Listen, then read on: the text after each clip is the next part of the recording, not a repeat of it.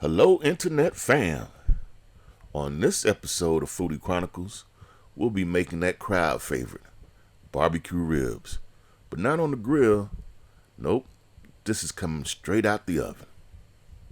Welcome back to the channel. I am Chef Jackpot. I will be showing you step by step on how to turn ribs into this delicious and beautiful dish. So let's get to cooking.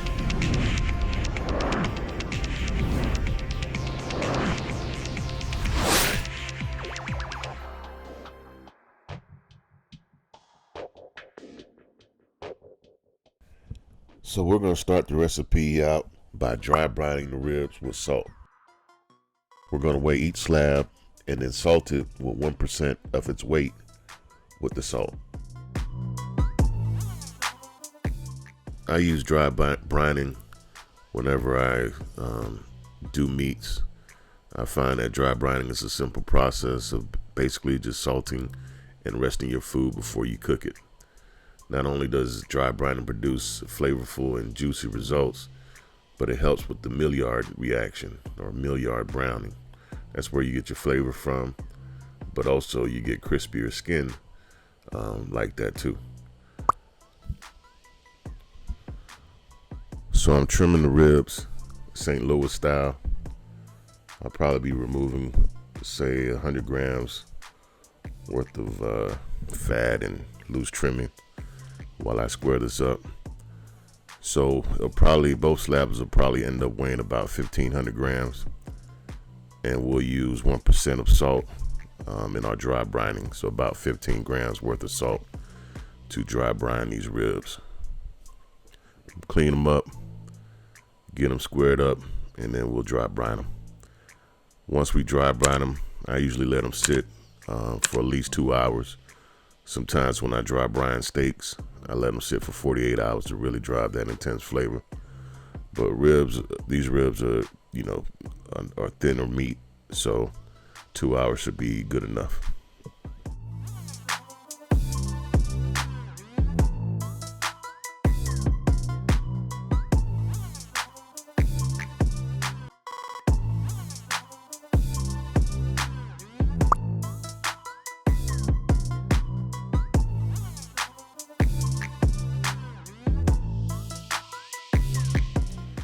Like I said, we're gonna let these sit up in the refrigerator for about 2 hours, and then we're gonna season them up and then put them in the oven. So for this rub, we're gonna start out with 2 tablespoons of pepper. We're gonna also add another 2 tablespoons of brown sugar to it to balance out the saltiness. Then we're going to add 2 tablespoons of buttery garlic and herb. We're going to add 2 tablespoons of wood-fired garlic. And since we are cooking these in the oven, to give it a smoky profile, we're adding 2 tablespoons of smoked paprika. And although we did a salt brine, we still wanted to add some additional saltiness to it, but we're only going to add 1 tablespoon of salt. So we're going to mix this up to make our rub and then add it to the ribs. We're going to pull the ribs after 2 hours.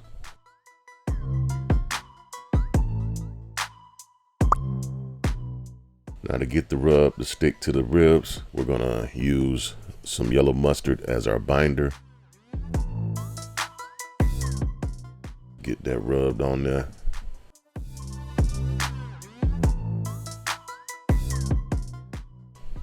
On both sides, we're gonna apply the mustard binder. So after coating it with the mustard binder, you want to go ahead and hit your ribs up with that rub. Make sure you get every nook and cranny. And don't be scared to hit them with that rub. Go ahead and get them all over.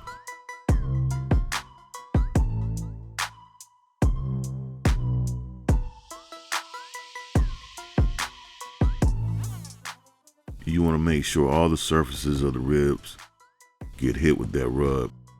even the sides, the top, everywhere. Hit them up with that rub. So we're gonna let the ribs hang out for about 15 minutes while that rub is setting. And then afterwards, we're gonna throw it in the oven.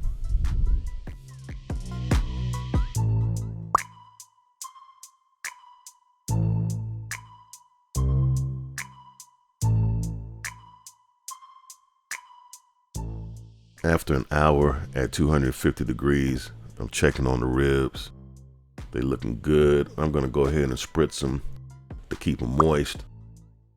This spritz consists of apple cider vinegar and white cranberry juice.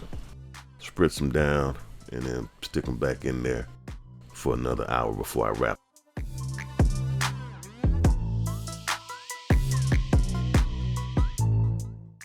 I pulled them out after an hour. I'm gonna turn up the temperature from 250 to 350. I'm going to double wrap them in aluminum foil and stick them back in the oven for another hour. What the foil does is to help make the meat tender and juicy. It also speeds up the cooking process. When I'm cooking ribs on the grill, I tend to seal the meat tightly in foil with just a little apple juice and add butter and sugars like honey and agave to it to get a braising effect. So after an hour, I take them out of the foil, get them on a cooling rack, and glaze them or sauce them up, whatever your favorite sauce is. Then I put them back in the oven for about 15 minutes just to get the glaze to set. So the sauce or the glaze that I'll be using today is the rib candy, apple, cherry, habanero glaze. I like the rib candy glazes. They really have a nice profile. This apple, cherry, habanero really has a nice subtle kick. Like I said, we're gonna finish glazing this up. Put it back in the oven for another 15 minutes. So after letting the glaze set at 350 degrees for 15 minutes, we're gonna brush some more glaze on the ribs to make sure they're on there evenly.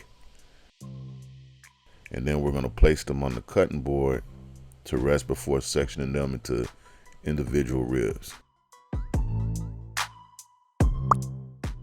Now, if that don't look sexy, man, oh man, they turned out right. You know, the whole eating process starts with your eyes. You can't tell me your mouth isn't starting to water. Now, that's some food porn going on right there. Wow. So the next step is to section them up. Depending on the size and the kind of ribs, I cut them up every single bone, usually for spare ribs, or every 2 bones for baby back ribs. So with these, we're gonna do them every bone, and I'm gonna go ahead and plate them up. But look at that. Look at that right there. That's gonna be some good eatings, y'all.